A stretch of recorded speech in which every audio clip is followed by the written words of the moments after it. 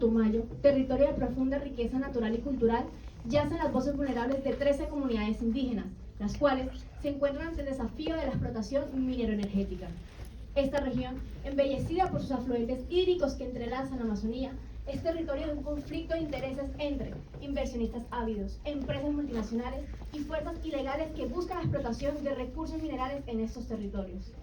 El choque entre la ancestralidad de los territorios sagrados y la constante explotación minera en esos territorios nos llaman a actuar con prontitud y empatía.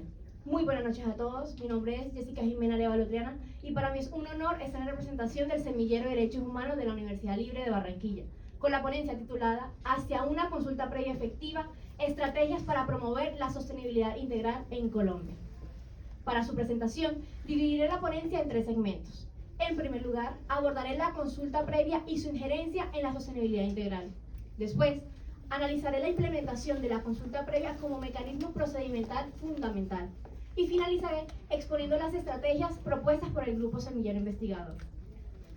Con relación al primer segmento, hay que tener claro que el concepto de sostenibilidad integral es relativamente novedoso, ya que implica reconocer que los recursos del planeta son limitados y que es necesario adoptar una visión holística y global para así poder afrontar los problemas interconectados a los que se enfrenta la humanidad y así poder satisfacer las necesidades del presente sin poner en riesgo los requerimientos de las generaciones futuras para satisfacer las suyas.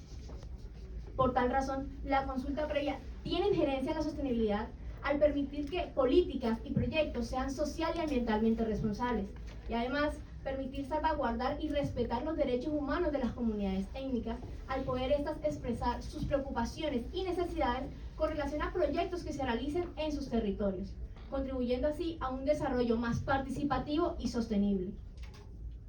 Y es que pronunciamientos internacionales como la Declaración de la ONU sobre los Pueblos Indígenas y el Convenio 169 de la OIT en el artículo 7 respaldan la importancia de estas comunidades al reconocerles sus derechos, como a controlar sus instituciones, a fortalecer su identidad y a participar en decisiones que les afecten directamente a estas. También destacamos la Declaración Americana del 14 de junio del 2016, la cual ayuda a fortalecer la íntima relación entre la protección del medio ambiente y los derechos humanos de estas comunidades étnicas, entre otras declaraciones. Enfatizamos que este hecho ancestral que tiene relación con la tierra y los derechos humanos es fundamental para la protección de la biodiversidad y del medio ambiente, teniendo estadísticas de que estas comunidades indígenas solo representan el 5% de la población mundial, pero abarcan el 22% de la superficie terrestre y el 80% de la biodiversidad global. Para el caso colombiano, evidenciamos que esas comunidades étnicas se encuentran ante la afectación derivados de proyectos tanto regulares como irregulares que no tienen en cuenta sus procesos sociales y los mecanismos procesales debidos para salvaguardar los derechos humanos de estas comunidades. Y es que bases constitucionales como el artículo 7 de la Carta Magna, legislaciones como la Ley 99 de 1993, la Ley 1444 del 2011, respaldan a estas comunidades y más aún cuando se trata de los recursos naturales que se encuentran dentro de sus territorios.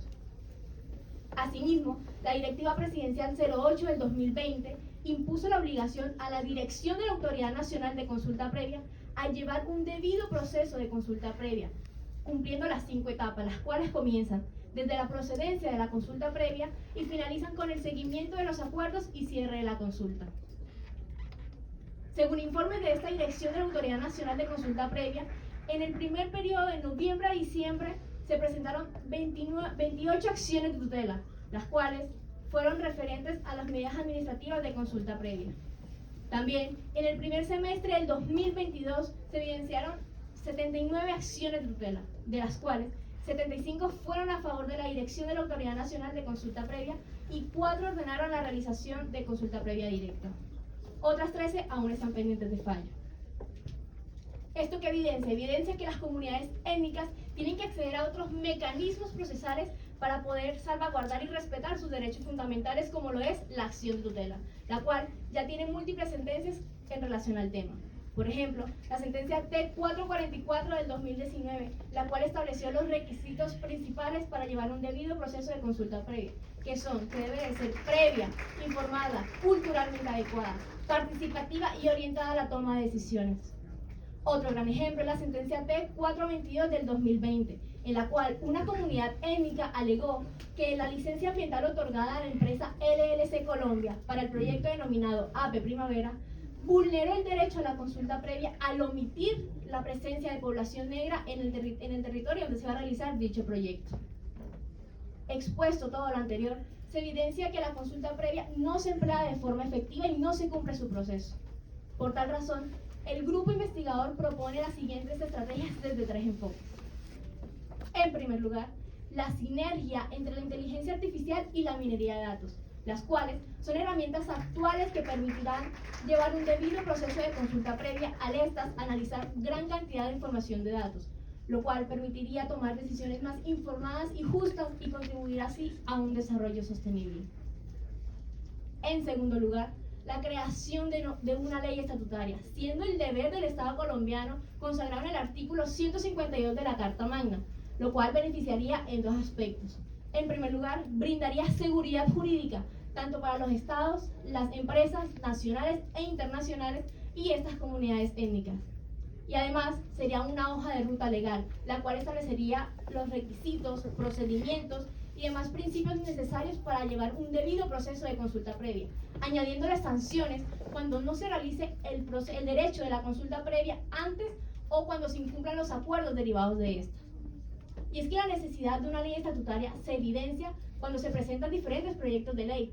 Por ejemplo, el proyecto de ley 127 del 2021, el cual iba a regular todo lo relacionado a la consulta previa, pero que este mismo fue archivado porque le faltó realizar la consulta previa, al ser una política que afectaba directamente a estas comunidades étnicas.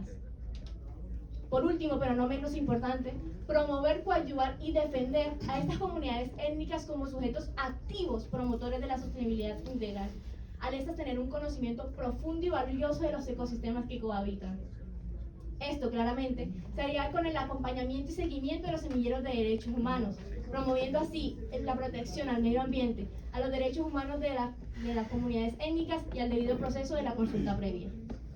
Enfatizando que la consulta previa se realiza cuando medidas administrativas o legislativas afectan directamente a estas comunidades, siguiendo los lineamientos convencionales y constitucionales de la Carta Magna.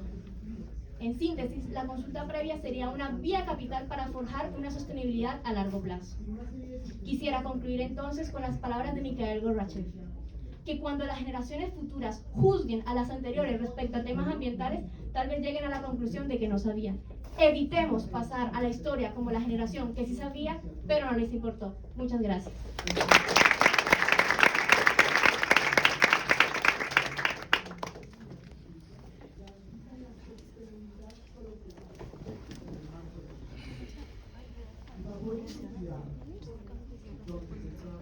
Jessica, nuestra pregunta es la siguiente.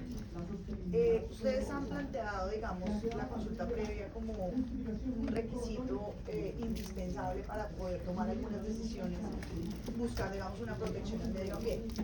La pregunta nuestra es la siguiente. ¿Qué se debe hacer cuando existe un concepto técnico que da viabilidad, por ejemplo, desde el punto de vista medioambiental a un proyecto, pero la comunidad se opone porque pues, no es sencillamente de su interés que el proyecto se haga? ¿Qué debe primar? ¿El concepto de esa comunidad o el concepto técnico de viabilidad de una obra o de un desarrollo que va a impactar no solo en esa comunidad, sino en una población mucho mayor, porque va a ser, digamos, beneficiaria de una comunidad mucho más amplia, etc.? ¿Cuál es la respuesta? Ok, muchas gracias por su pregunta, doctora. Con relación a esto, se debe de ponderar el dictamen técnico que den sobre la viabilidad de esta realización del proyecto, obra o actividad en dicho territorio, pero siempre salvaguardando los derechos de las comunidades étnicas y reparando integralmente después de los impactos negativos que tenga dicho proyecto en los territorios de estas comunidades. Muchas gracias.